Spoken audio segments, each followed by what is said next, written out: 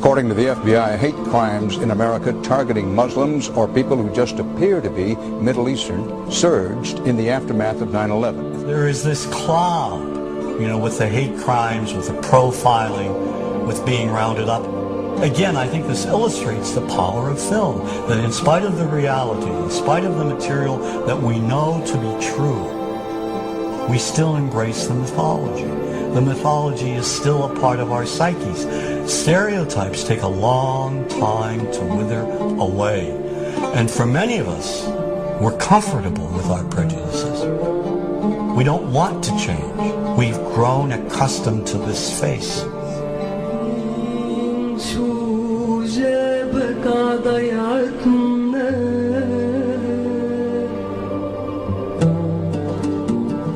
When we think of Arabs, what do we see? What images come to mind? Do we see actual people? People who, despite real cultural or geographical differences, do pretty much the same things that we do. When we think of Arab women, what images come to mind? Do we see women who laugh and play and who adore their children? Women who work in the home as well as outside? Would it come as a surprise to know that in many Arab countries, a majority of college students are actually women? What's our immediate image of Arab men? Do we see loving fathers? Men who want to provide for their families? What about Arab teenagers? Do we see them the way you would think about teenagers in other parts of the world? Then there's religion in the Arab world. Do we see it as all-encompassing, dominating everything else? Do we know that even though faith plays a huge role in the Arab world, just as it does here in the United States, that it's also true that much of the Arab world is quite secular? When we think of Arabs and religion, does Christianity come to mind? Do we remember that there are over 20 million Christians in the region who have lived side by side in harmony with Muslims for centuries? To their credit, some filmmakers have shown Arabs and American Arabs in all their complexities. An excellent way to shatter a stereotype is through laughter, through comedy. So we have comedians. Comedians have done this historically. Black comedians, Jewish comedians. So we see Arab comedians doing this, and this is one way to release the tension. My name's on a credit card, true story. Guy behind the counter picked up my credit card, sees the Olive card, looks at me all weird. He's like, hey buddy, what kind of name is that?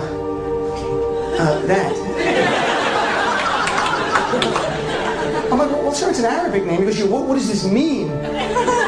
So I'm like, well translate it to English. It means peaceful, friendly Arab. But he's not happy because, what Arab country is your family from? So I tried the most peaceful, popular one that he would like. So I'm like, we're from the same Arab country that Aladdin is from. To his credit, Michael Moore in Fahrenheit 9/11 in the DVD includes a scene with this comedy coming out. My name really is Ahmed, and I can't fly anywhere. All you white people have it easy. You guys get to the airport like an hour, 2 hours before your flight. It takes me a month and a half.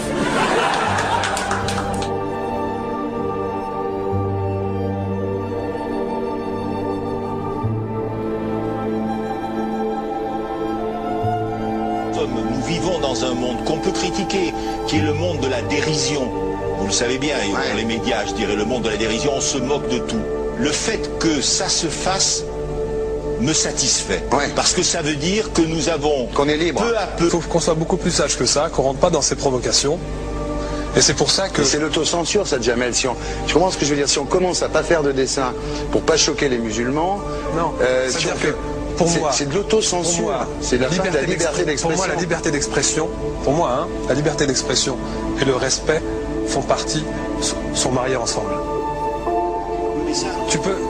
Moi, je suis pour la liberté d'expression. Mais si je vais blesser une personne, pourquoi blesser la personne? Non, mais si moi j'ai envie de faire une caricature sur Mahomet ou sur un rabbin ou sur Jésus-Christ, il faut que j'ai le droit de le faire. Tu comprends? C'est ça la France. Quand tu sais que tu vas blesser 10 millions de personnes, pourquoi tu vas les blesser? Pourquoi? C'est la liberté, c'est ça. C'est la liberté de...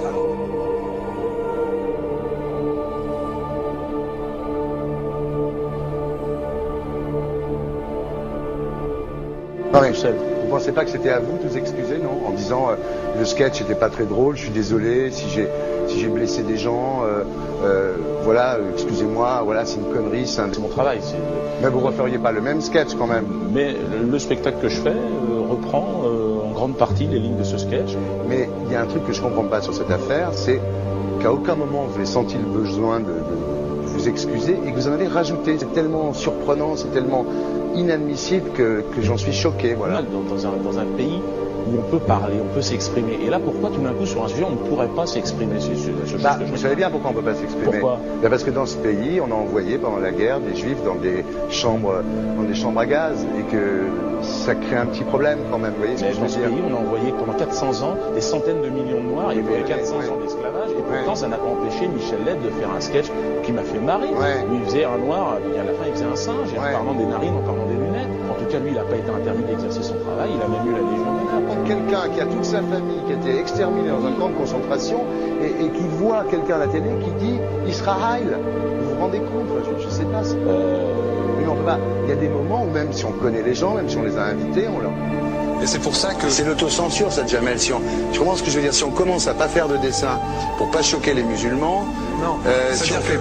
Pour moi, c'est de l'autocensure. C'est la fin de la liberté d'expression. Pour moi, la liberté. Et là, pourquoi tout d'un coup, sur un sujet, on ne pourrait pas s'exprimer vous savez bien pourquoi on ne peut pas s'exprimer. Pourquoi? Parce que dans ce pays, on a envoyé pendant la guerre des juifs dans des chambres à gaz et que... Deux poids, deux mesures. La liberté pour tout le monde.